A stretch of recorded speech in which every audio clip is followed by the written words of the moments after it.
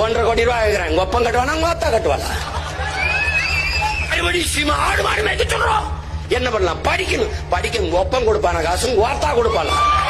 நீங்க எங்க இருப்பீங்க சார்? நான் சென்னையில ECRல இருப்பேன், லக்ஸரி பங்களால இருப்பேன். உங்க பிள்ளைங்க எல்லாம் எங்க சார் படிக்கும்? அது பெரிய இன்டர்நேஷனல் ஸ்கூல்ல படிக்கும். நீங்க எதுல சார் வருவீங்க? நான் இம்போர்ட்டட் கார்ல தான் வருவேன். நீங்க என்ன மாதிரி சார் ஆடை அணிவீங்க? எல்லாம் imported jeans, imported shoe, imported T-shirt எல்லாம் தான் போடுவேன். நல்லா இருக்கு சார். என்ன சார் பேசுவீங்க?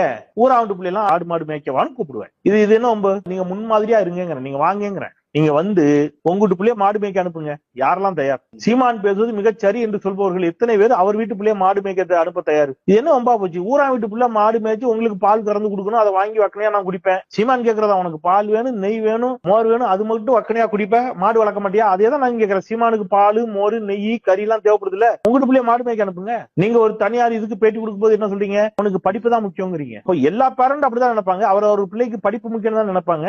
என்ன வாதம் இது? நீங்க எப்படி ஒரு தகப்பனாக உங்கள் பிள்ளை நன்றாக படித்து வளர வேண்டும் என்று நினைக்கிறீர்களோ அது மாதிரி தானே சார் ஒவ்வொரு சாமானியன் நினைப்பான். சட்ட கிழிஞ்சிருந்தா தச்சு முடிச்சிடா, நெஞ்சு கிழிஞ்சிருக்கு எங்க முறையிடா.